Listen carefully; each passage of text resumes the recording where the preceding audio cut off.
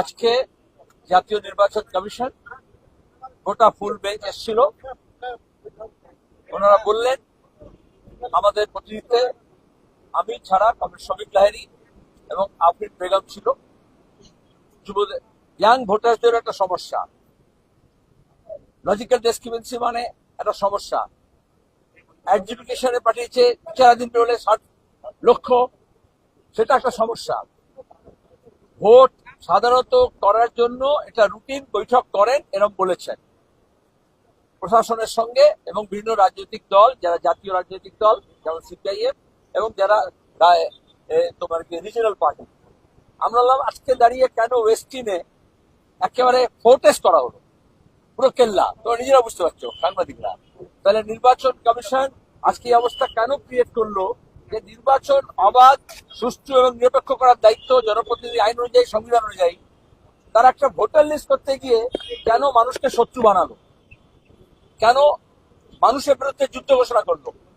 নির্বাচন কমিশন কেন নির্যাতন কমিশন হয়ে গেল?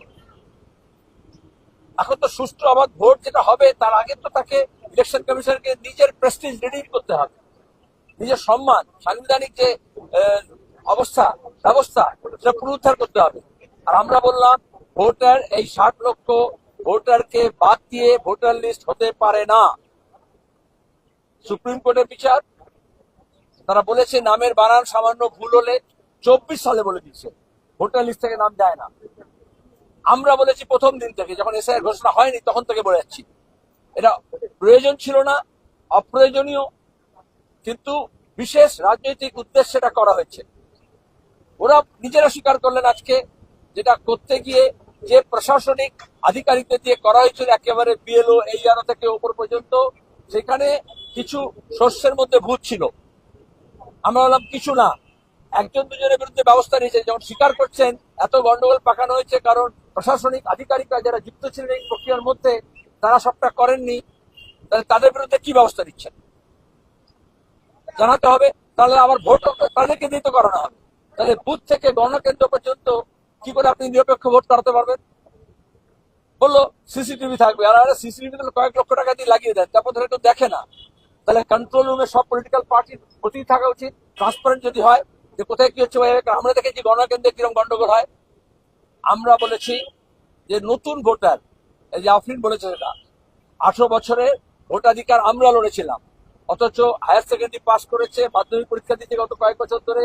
আমাদের যে জন্মহার সে অনুযায়ী কেন 18 বছর থেকে 21 বছরের ভোটাধিকার পেল না?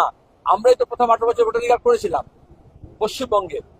ওরা বললো ফর্ম 6 ভরে দিলে সবার হবে, যাদের নাম নেই তারা ফর্ম 6 করলেই হয়ে যাবে।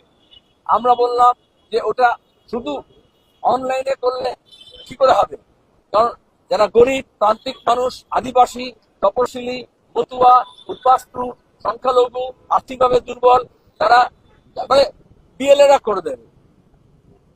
আমরা আমাদের লোকজন বলছি আমরা বিএলএরা সব দেওয়ার পরও ম্যাপিং এ বাদ পড়লো কেন? আবার ম্যাপিং এ যারা বাদ পড়লো না, পার হয়ে গেল, তো এই সব তারপরে কেন নামগুলো আবার লজিক্যাল ডিসক্রিমিনেশন পাঠানো হলো? Totally illogical. আমরা নির্দিষ্ট দাবি করেছি এক দফায় ভোট হওয়া উচিত, যেটা রুটিন কাজ বললেন, খুব বেশি হলে 2 দফা, তার বেশি নয়। কারণ এই প্রশাসনিক আর এই মস্তান গুন্ডাকে দিয়ে করায়। আর বলে একেবারে কড়াভাবে করবো। তামান্না খুন হলো উপনির্বাচনে, আপনার সিও, আপনার ডিএম, ARO, কেউ রিটার্নিং অফিসার আরো একটা FIR করেছে, খুন হয়ে গেল ভোটের দিনে গণনা চলতে চলতে। তাহলে কি করে হবে? শুধু ঘোষণা করলে হবে না।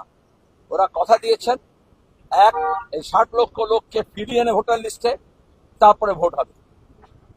2, যাদের নাম ডিলিট করা হয়েছে তাদেরও সুযোগ দিতে হবে। আর 3, ইলেকশন কমিশন কোন রাজনৈতিক পক্ষপাত দুষ্ট হলে চলবে না। আজকাল আমাদের দেশে সাংবিধানিক পদমর্যাদার লোকজন নিয়েও পলিটিক্যাল কন্ট্রোভার্সি হচ্ছে। আর যে মেশিনারির সঙ্গে ওরা কথা বলবেন রাজ্যের বা কেন্দ্রের, তারাই তো ওভারনাইট, এখনই দেখবেন কালকে ছিল ওদিকে প্রশাসনিক ব্যবস্থা করবে, আজকে আবার সেই অন্য দলের হয়ে প্রতিনিধিত্ব করছে। তাহলে বায়াসড অ্যাডমিনিস্ট্রেশন।